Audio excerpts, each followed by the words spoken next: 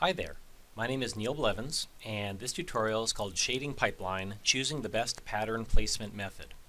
So if you're at all interested in the topic of shading and texturing 3D models, if you go to my webpage neilblevins.com and go to CG Education, probably the most important tutorial I have in this section here, which is about shading, is the top one. How do I shade and texture stuff? And this is really my magnum opus. So this is the big one where I discuss my entire shading workflow. I discuss how to get a good reference, then taking the reference and breaking it down into various patterns and shaders. I then discuss shading, the difference between the shaders and difference between patterns. I discuss the difference between specific patterns and more general patterns. And then I talk about pattern placement, ways of placing patterns on a surface, which you can see here. And then into ways of placing patterns that are the specific patterns, which include stuff like UVs and Ptex and whatnot. And then I start going into different ways of creating those patterns, and then also different ways of storing those patterns on your surface. And if you go right to the end, right here on the final page, I have a section which I discuss my personal favorite pattern placement methods when I'm going about texturing things. And I had a couple of questions about this and people asking for some more information. So I decided just to do a short little video here to discuss my personal favorite methods of applying patterns to surfaces, and maybe that will help you decide what are the best methods for yourself. So let's just go through these one by one. So first of all, I split it into two categories, hard surface models and organic models. And I tend to use different techniques for these two different sections. So we'll start off with the hard surface models, and then under here there's general patterns and specific patterns. And the difference is described very detailed in that first tutorial I just showed you, and it'll become pretty apparent here. So the first way I like applying general patterns is using blended box maps. And here's a great example of blended box maps. You've probably seen this image before. This is from my book project Ink, and the paint here is applied using a blended box map. So if you look at the paint surface here, it is not a procedural, and it is not painted and then applied via UVs. It's applied by a box that's being shot at it from multiple directions. And the advantage it has is it's very easy to just apply a paint surface to the entire object, and that involves a color and then also a bump and a speck. And you can apply it to the entire surface very, very quickly, and you're never really worried about, like here's a scratch here in the paint, and you don't really care if the scratch is here or the scratch is here or the scratch is here. You don't need to worry specifically where the scratch is. You just want to make sure that there are sort of scratches and are sort of bumps over the entire surface so that it looks like paint. And the same here. So for like this metal here, the dirt is a separate pass, but the general texture, both bump and color and speck of the metal, is something else that you just generally want applied over the entire surface. And so that's the most common place where I use blended box maps.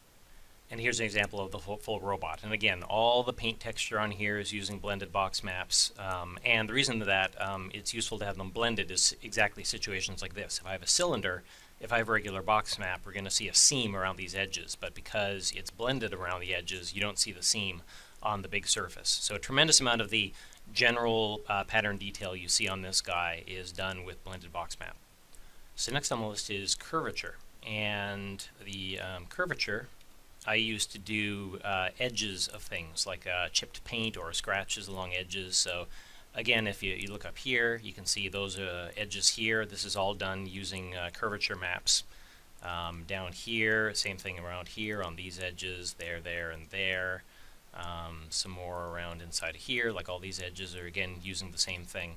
And the idea is instead of hand painting those, having a system that just automatically selects those edges and puts chipped paint along them saves me a ton of work, because on a robot this complex, there's so many edges, and I don't want to be going in and manually painting all the chips along every single edge. There's probably tens of thousands of edges. So I like using a curvature map in order to apply that globally to the entire surface.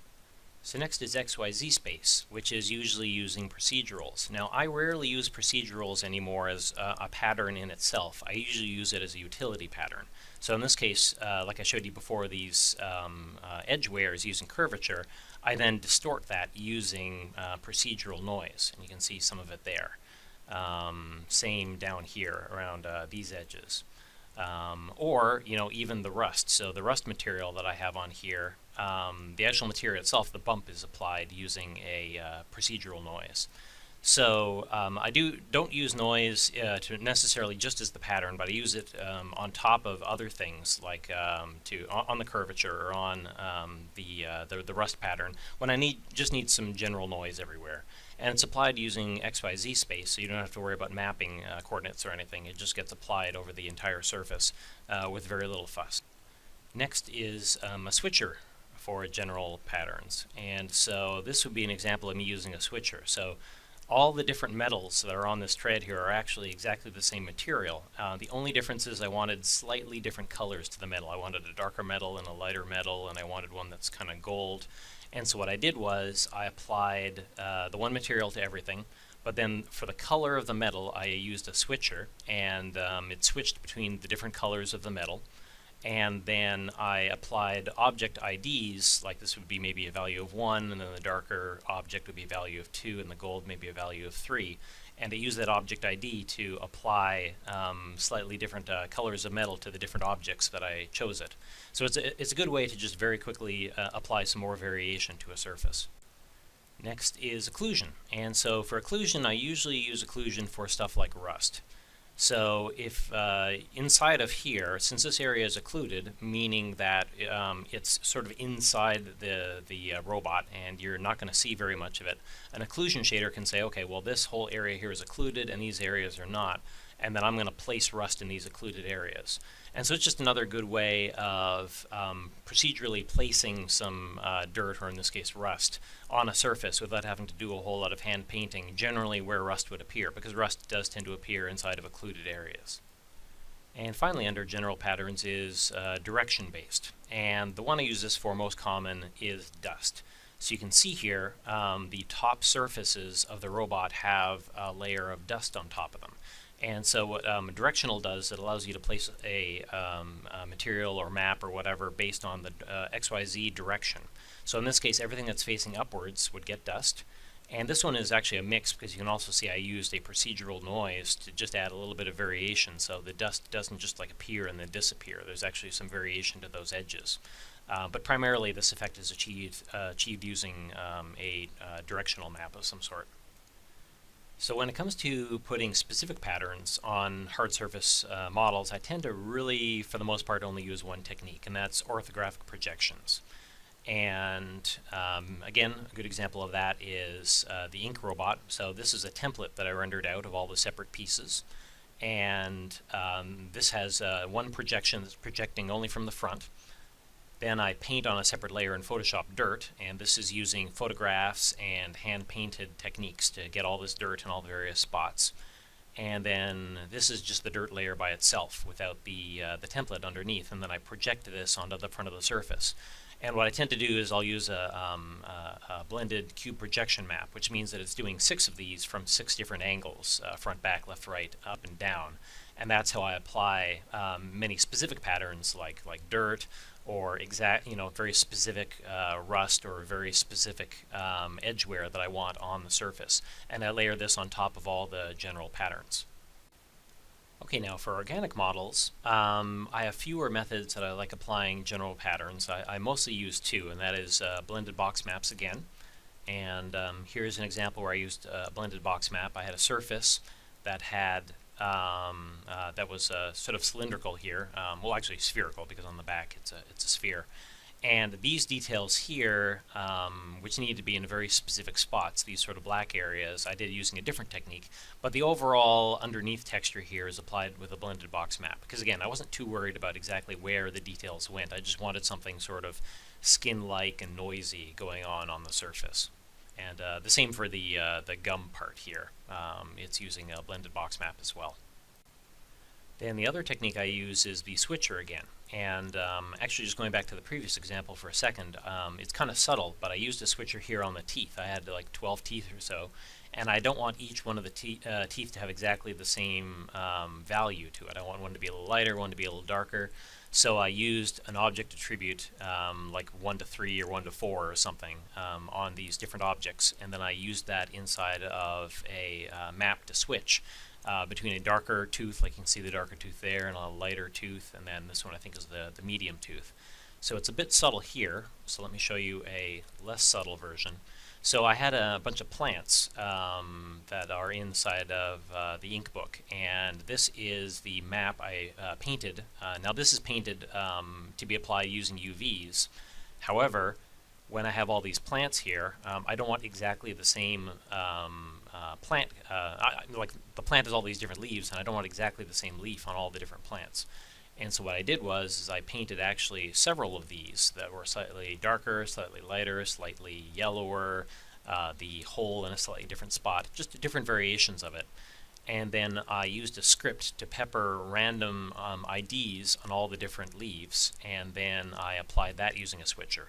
So that's an example of where I'd use the switcher for an organic model.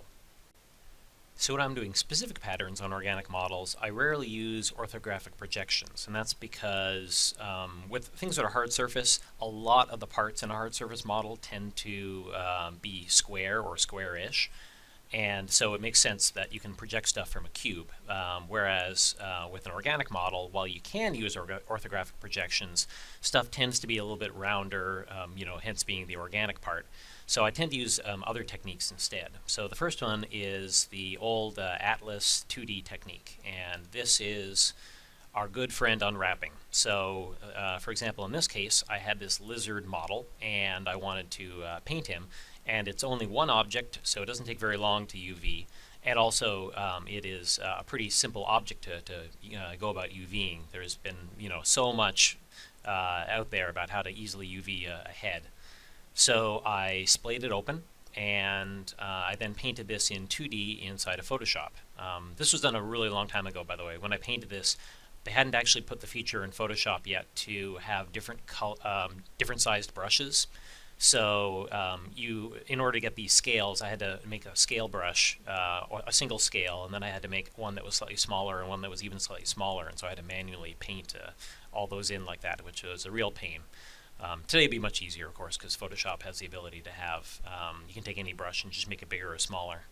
But anyway, so this is an example where I would definitely be using UVs, something nice and simple like this, and I'd be painting it inside of 2D because it's pretty straightforward to paint inside of 2D rather than worrying about painting it in 3D. So next comes Atlas in 3D, and just like this one, you set up UVs. However, the difference is that you then paint in 3 dimensions as opposed to painting in 2 dimensions, which is done for most characters these days. Now, this isn't my model. This was modeled and painted by my friend Bill Zahn. This is Landis from the Ink Book project. And so this one was painted inside of 3D. So here's the final model. And then here are some examples. You can see the different parts. Like I believe that's the backpack straps here. And so they were laid out with UVs, and then the various textures were painted in 3D. And this is a part of his backpack. And this is one of the color maps for his face. And this was part of his cape, I believe. Again, all splayed out. Now the cape is something that you probably could have painted in 2D because a cape by its nature is something that is 3-dimensional but started off as a flat piece of geometry. However, painting in 3D is fine when you're painting the rest of the character in 3D like you can see here. So another way to do specific patterns for organic models is using Ptex, and this is per polygon because Ptex allows you to paint basically a single map per polygon. Now I don't have any examples in my personal work of doing this. I do use this at work a lot, but I don't tend to use it at home very much because the various pieces of software don't have really good integration. But I do have an example of something that I would use Ptex for, and that's something like this. So if you look at this sort of weird alien plant, you can see all these roots down here. Now if I wanted to set up UVs and then paint this in 3D, it would be a huge pain because you have to set up, you'd probably end up like splaying out like one of them here and then splaying this out there in your UV space. And trust me, I've UV'd trees before, and UVing trees is one of the most painful and annoying things you can possibly do. So anytime I can avoid that, I will do that. And so if there's a lot of roots or sort of tentacles or branches or something like that, I tend to like using Ptex because then there's no UV setup. It just works, and then you can paint all the spots using a 3D piece of software like Mudbox, for example. And it tends to go way, way faster. And the final technique that I use is another per polygon technique, but this is using Vertex colors. And the example I have here, let me just show this. This was a fake microscope image that I made. And in this particular case, what I wanted was one texture on the nodules that are bulging out, and I wanted a different, much rougher texture on the inside here. And so this was actually really easy to do using Vertex colors. And the reason was this. So all these are bulged out. So if I wanted to select just the inside, I could make a volume, very easily a spherical volume that sort of cuts off right about here, surround all the middle faces with that volume, and then convert that into a polygon selection. Then once I took the polygon selection, I then converted those to Vertex colors by making this area all white and this leaving these areas black. And then I could apply two different materials based on the black or white. So I wouldn't use Ptex for something like this necessarily because I'd still have to like paint all these areas. But using the Vertex colors, it was really easy for me to use the standard selection tools inside of 3ds Max to select the area I want, and then use that to blend between these two different maps. And there you go. So that is my list. So hopefully this gives you a bit of an idea of why I choose the different techniques that I choose. I know a lot of people tend to only use one or two of these techniques, but if you use all these techniques together and you can blend between the different techniques and use different techniques together, you can generally get a much faster result than if you only use one or two, which will require usually a lot of hand painting or a lot of details that take a lot of time to do. So I try to use the best of both worlds, and I try to paint specific details when I need to. When I don't, I use these more procedural-based methods in order to get the textures onto the surface of my object. So these are my personal favorites. You may have different ones that you like using, but maybe this will give you some ideas on maybe branching out and trying some new ones. And if you need more details about any of these, please go to that original tutorial I showed you at the very beginning. That has a tremendous amount of detail about each one and what are the advantages and disadvantages of each and where you might choose to use them. So anyway, thank you very much for watching. Hopefully you found this interesting.